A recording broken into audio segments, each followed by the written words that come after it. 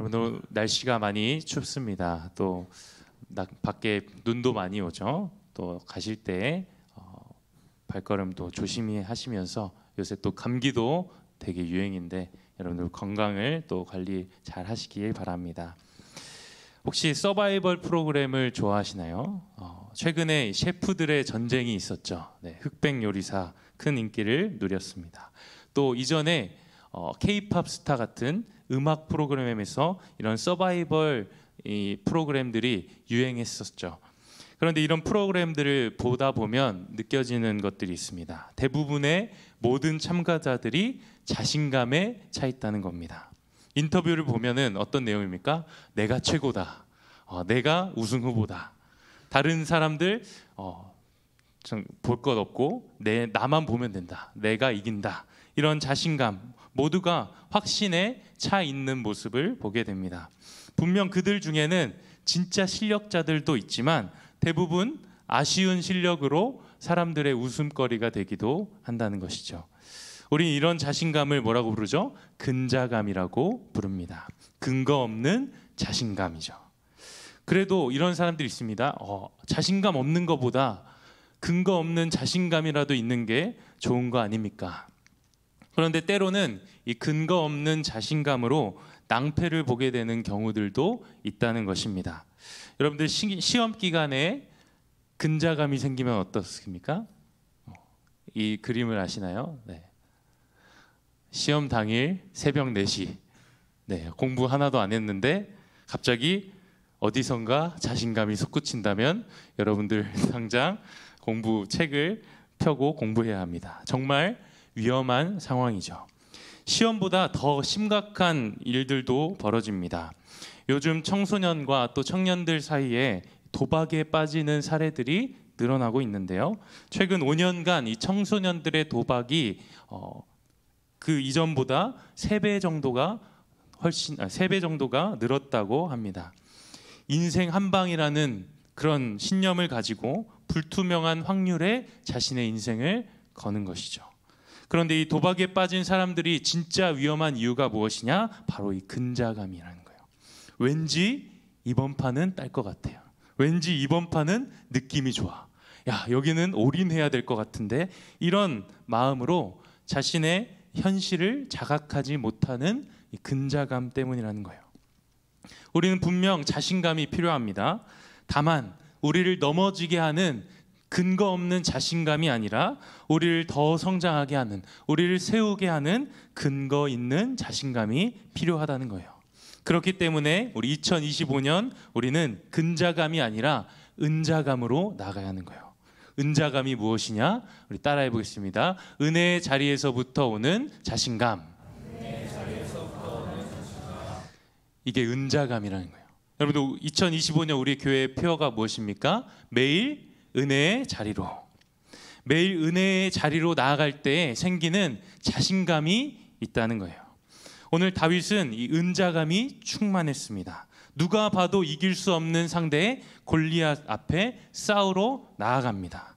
이 당시에 다윗의 나이는 10대 소년이었어요. 이스라엘 군대에 징집되지도 않은, 징집될 수도 없는 어린 나이였습니다. 그런 그가 무시무시한 막강한 피지컬을 가지고 있는 골리앗 앞에 싸우러 나갈 수 있었던 이유가 바로 무엇입니까? 다윗에게는 다른 이스라엘 백성들이 가지고 있지 않은 자신감이 있었기 때문입니다. 바로 은자감이 있었기 때문이에요. 은자감을 가진 다윗의 시선은 다른 이스라엘 백성들과 달랐습니다. 무시무시한 골리앗 앞에서도 쫄지 않을 수 있는, 왜냐하면 그의 매일의 은혜의 자리 가운데에 생겼던 자신감 때문이에요. 은혜의 자리는 우리의 시선을 변화시킵니다.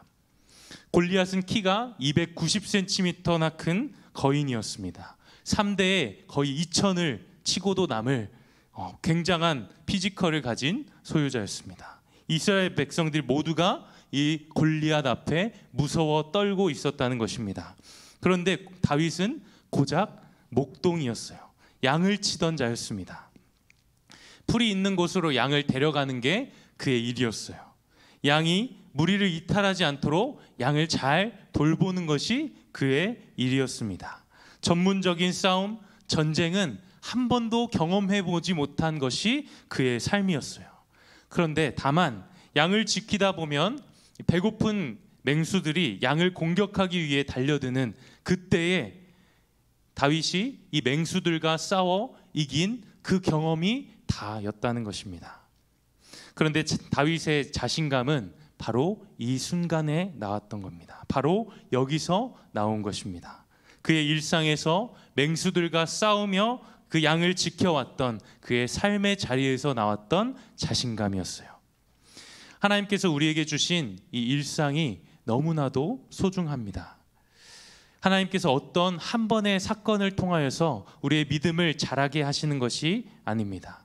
여러분들 수련회 한 번 갔다고, 부흥회 한 번 참석했다고, 금요기도에 한 번 나왔다고, 단기선교 한 번 갔다 왔다고 우리의 믿음이 확 자라나지 않는다는 거예요. 이러한 시간을 통해서 우리가 하나님을 더 알고자 하고 하나님께 더 가까이 나아가고자 하는 그 마음들을 우리에게 주시지만 우리의 믿음이 성장하는 자리는 바로 매일의 은혜의 자리라는 거예요. 매일의 일상 가운데서 우리의 믿음이 자라나게 된다는 것입니다. 매일 은혜의 자리로 나아갈 때 그 훈련을 통하여서 우리 가운데에 하나님께서는 믿음을 더하신다는 것입니다. 양을 돌보며 매일 은혜의 자리에서 생겼던 이 자신감을 가지고 오늘 다윗은 골리앗 앞에 나아갑니다. 그런데 다윗이 골리앗과 싸우려고 하는데 다윗을 막아서는 사람이 있었습니다. 바로 사울 왕이었습니다. 사울 왕은 다윗을 말립니다. 조금만 더 생각해 보렴. 너 정말 나가서 이길 수 있겠니? 저 사람 진짜 강하다. 너는 자신감은 좋은데 뭐랄까 조금 작고 귀엽네. 이런 느낌으로 사울이 다윗을 말립니다. 이때 다윗이 자신 있게 사울 앞에 이야기합니다. 36절 말씀 우리 함께 읽겠습니다. 주의 종이 사자와 곰도 쳤은즉 살아계시는 하나님의 군대를 모욕한 이 할례 받지 않은 블레셋 사람이니까 그가 그 짐승의 하나와 같이 되리이다. 아멘. 여러분들 아무리 사자와 곰이 강하다 하더라도 다윗이 사자와 곰을 이겨왔다 하더라도 290cm의 거인 이 골리앗과 싸우는 것은 무리입니다. 사자와 곰은 어떻게 공격하죠? 다가와서 근거리에서 공격해요. 근데 골리앗은 어마무시한 창을 들고 멀리서도 창을 던져서 다윗을 한 방에 죽일 수도 있는 공격력을 가진 사람이었어요. 그러나 다윗의 시선은 매일 은혜의 자리를 통하여서 변화되었다는 것입니다. 다윗은 지금 골리앗을 사자와 곰보다 못한 존재라고 여기고 있는 것입니다. 왜냐하면 그는 하나님의 군대, 또 하나님의 백성 이스라엘을 모욕한 자였기 때문입니다. 많은 사람들이 어려운 상황을 만날 때 할 수 있다를 외칩니다. 나는 최고다를 되새깁니다. 그런데 다윗의 시선은 내가 아니라 하나님이었다는 거예요. 37절 말씀에 다윗이 이렇게 이야기합니다. 또 다윗이 이르되 여호와께서 나를 사자의 발톱과 곰의 발톱에서 건져내셨은즉 나를 이 블레셋 사람 손에서도 건져내시리이다. 아멘. 하나님이 함께 하시면 이길 수 있습니다.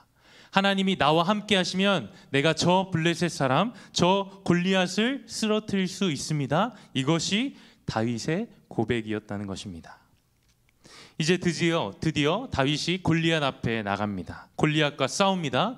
그리고 자기 앞에 선 그 거대한 골리앗 앞에 다윗이 이렇게 선포합니다. 오늘 우리가 함께 읽은 말씀인데요. 45절 말씀 우리 함께 읽겠습니다. 다윗이 블레셋 사람에게 이르되 너는 칼과 창과 단창으로 내게 나아오거니와 나는 만군의 여호와의 이름 곧 내가 모욕하는 이스라엘 군대의 하나님의 이름으로 내게 나아가노라. 아멘. 다윗은 자신의 피지컬, 자신이 가진 싸움의 기술과 자신의 체격, 자신이 가진 칼과 창과 단창, 이 무기들로 나아갔어요. 골리앗의 시선은 이 자신의 가진 무기에 있었다는 것입니다. 그러나 오늘 다윗의 시선은 달랐습니다. 매일 은혜의 자리에서 변화되었던 그의 시선은 골리앗이 가진 무기가 아니라 하나님을 바라보고 있었다는 것입니다. 다윗은 칼과 창이 아니라 만군의 여호와의 이름으로 골리앗 앞에 나아갑니다. 여러분, 우리에게 골리앗이라는 이 이름이 되게 익숙하지 않습니까? 그런데 오늘 사무엘상 17장의 말씀을 보면은 골리앗이라는 이 이름은 단 2번밖에 나오지 않는다는 것입니다. 성경에 30번이 넘게 골리앗을 언급하고 있는데 정작 골리앗이라는 그 이름은 2번 외에는 다 뭐라고 불리냐? 블레셋 사람이라고 불리고 있다는 것입니다. 아까 우리가 읽었던 45절 말씀에서도 골리앗을 이렇게 이야기합니다. 다윗이 블레셋 사람에게 이르되. 이것이 다윗이 바라봤던 시선이었어요. 다윗의 눈에는 저 어마무시하고 커다랗고 힘센 골리앗이 보이는 것이 아니라 그저 하나님의 이름을 모욕하고 하나님의 백성들을 깔보고 무시하며 괴롭히는 블레셋 사람으로밖에 보이지 않았다는 것입니다. 만군의 여호와 하나님의 이름을 붙잡고 나아갔던 이 다윗에게는 골리앗이라는 이름이 보이지 않았던 것입니다. 다윗은 알았습니다. 하나님께서는 이 하나님의 이름을 망령되이 부르는 자, 하나님의 이름을 모독하는 이 자를 반드시 심판하실 것이라는 것을 알았습니다. 그렇기에 다윗은 지금 한 개인으로 골리앗 앞에 나아간 것이 아니라 이스라엘을 대표하여 하나님을 대신하여 저 블레셋 사람을 심판하기 위해서 골리앗 앞에 섰다는 것입니다. 다윗이 골리앗을 쓰러뜨리기 위해서 가지고 나갔던 무기가 무엇이었습니까? 여러분들 사진을 보시면 물매이죠. 이게 바로 물매입니다. 물매를 던지기 위해서는 돌이 필요합니다. 총알이 필요한 것이죠. 그런데 다윗이 이 돌을 몇 개를 가지고 나갔는지 아십니까? 40절 말씀에 몇 개를 가지고 나갔는지 나오는데요. 돌 5개를 가지고 나갔다고 합니다. 어떤 사람들은 이렇게 이야기합니다. 다윗이 하나 맞췄는데 만약에 실패해서 빗나가면 또 맞춰야 되니까 돌을 5개 준비한 건 아니냐. 그런데 이 돌 5개라는 것에는 아주 중요한 의미가 숨겨져 있습니다. 다윗이 골리앗과 싸우는데 골리앗이 어떤 나라의 장수라고 했죠? 블레셋 사람이었어요. 그런데 이 블레셋이라는 나라가 5개의 나라가 연합된 나라입니다. 사무엘상 6장 17절에 보면 아스돗과 또 가사와 아스글론, 가드와 에글론, 이 5개의 나라가 연합한 국가가 바로 이 블레셋이었습니다. 여러분들, 만약에 반대로 성경에서 골리앗이 다윗을 쓰러뜨리기 위해 아주 많은 무기들을 가지고 나갔는데 12개의 무기를 챙겨서 나갔다라고 성경에 기록되어 있었다면 여러분들, 우리가 이 성경을 바라볼 때 어떤 마음으로 바라보았을까요? 어떤 마음으로 바라보았을까요? 이스라엘 12지파를 죽이기 위해서 12개의 무기를 가져 나왔구나 라고 생각하지 않겠습니까? 이처럼 5개의 돌을 가지고 다윗이 나아갔다는 것은 이 블레셋을 의미하는, 블레셋 5나라를 의미하는 숫자였다는 것입니다. 다윗은 하나님을 대신하여 이스라엘을 모욕하는 저 블레셋 나라를 심판하기 위해 골리앗 앞에, 아니 블레셋 사람 앞에 지금 서 있었다는 것입니다. 매일 은혜의 자리로 나아갈 때 우리의 시선이 변화되기 시작합니다. 나를 의지하며 살아왔던 나의 피지컬, 나의 스펙을 자랑하며 살아왔던 날들을 우리가 바라보는 것이 아니라 은혜의 자리에서 나와 함께 하시는 하나님을 경험하게 될 때 나는 할 수 없지만 하나님이 함께 하시면 할 수 있습니다라는 이 고백이 터져 나오는 것입니다. 우리의 시선이 내가 아니라 하나님께로 옮겨지게 되는 것입니다. 다윗과 같이 하나님을 대적하는 것으로부터 맞서 싸울 수 있는 자신감이 우리 가운데에 생기게 된다는 것입니다. 여러분들, 2025년 여러분들의 골리앗은 무엇입니까? 여러분들이 가장 큰 걱정, 여러분들이 하고 있는 가장 그 큰 걱정과 두려움은 무엇입니까? 하나님의 일을 함에 있어서 나는 어디에 시선을 두고 있습니까? 2025년 은혜의 자리에서부터 나오는 그 자신감이 여러분들의 삶에 충만하기를 소망합니다. 매일의 말씀을 통하여 또 하나님께 부르짖는 그 기도의 자리를 통하여서 하나님 주시는 은혜가 가득 넘치는 여러분들의 삶이 되기를 소망합니다. 그리하여 아무리 두렵고 무섭고 큰 어려움이 우리 가운데 닥쳐온다 하더라도 은혜의 자리에서 받았던 그 자신감으로 나는 할 수 없지만 하나님께서 함께 하신다는 그 고백으로 살아가시는 여러분들의 2025년이 되기를 간절히 소망합니다. 이 시간 함께 기도하겠습니다. 하나님 아버지 감사합니다. 2025년을 살아가며 하나님의 뜻대로 살고자 다짐합니다. 그러나 벌써 그것들이 무너지는 우리의 연약한 모습들을 바라봅니다. 하나님, 우리가 이 세상의 크기와 이 세상의 두려움을 바라보지 않게 하여 주시고 오직 말씀과 기도로 매일 은혜의 자리로 나아가는 우리의 삶이 되게 하여 주시옵소서. 은혜의 자리에서부터 나오는 그 자신감을 가지고 우리를 유혹하며 하나님을 대적하는 저 악한 세력과 싸울 수 있는 용기와 힘을 더하여 주시옵소서. 예수님의 이름으로 기도합니다. 아멘. 이 시간 함께 결단하며 찬양하기 원합니다. 다윗이 골리앗을 바라보지 않고 하나님을 바라봤던 것처럼 우리의 시선이 주님께로 옮겨지기를 소망합니다. 내게로부터 눈을 들어 주를 보기 시작할 때 주의 일을 보겠네. 내 작은 마음 돌이키사 하늘에 꿈꾸게 하네. 주님을 볼 때 성령이 나를 변화시켜 성령이 나를 변화시켜 모든 두려움 사라질 때 주의 일을 보겠네. 황폐한 땅 한가운데서 황폐한 땅 한가운데서 주님 마음 알게 되리. 주님을 볼 때 모든 시선을 주님께 드리고 살아계신 하나님을 느낄 때 세상은 주의 나라가 되고 하나님이 일하기 시작.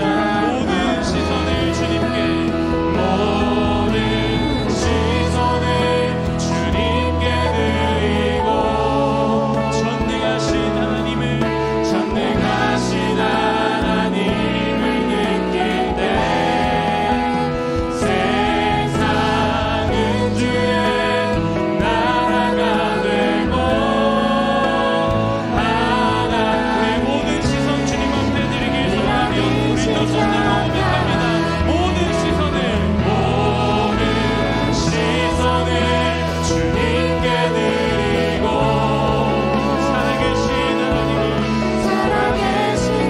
하나님을 느낄 때 세상은 주의 나라가 되고 하나님이 일하기 시작하네. 우리 매일의 은혜의 자리에서 나왔던 그 자신감을 가졌던 다윗을 생각하기 원합니다. 골리앗이 아니라 하나님을 바라보며 싸웠던 다윗과 같이 우리의 시선이 전능하신 하나님, 살아계신 하나님을 경험하며 매일의 은혜의 자리 가운데에 나아가는 우리의 삶이 되게 하여 주시옵소서. 우리의 모든 시선이 주님 앞에 향할 수 있도록 이 시간 주님의 이름을 한번 부르고 함께 통성으로 기도하겠습니다. 주여 하나님 아버지, 주님을 바라보기 원합니다. 나의 삶에 나의 문제들을 바라보며 살아가는 것이 아니라 하나님을 바라보게 하여 주시옵소서. 만군의 여호와 그 하나님의 이름을 붙들며 살아갈 때에 문제를 바라 하나님 골리앗을 바라보지 않게 하여 주시며 하나님 앞에 나아가는 모든 삶에 주님 우리의 모든 시선이 주님 앞에 드려질 수 있도록 인도하여 주시옵소서. 하나님 매일의 은혜의 자리에서 나아가는 아버지 우리의 삶이 되게 하여 주시옵소서. 말씀으로 새로워지게 하여 주시옵소서. 기도로 주님을 만나며 경험하는 우리의 삶이 되게 하여 주시옵소서. 그럴 때 나오는 주님께서 주시는 그 자신감으로 나가는 우리의 삶이 되게 하여 주시옵소서. 세상을 이기는 힘 주님 나는 할 수 없지만 하나님이 함께 하심을 우리가 붙들며 살아가는 우리 인생 되게 하여 주시옵소서.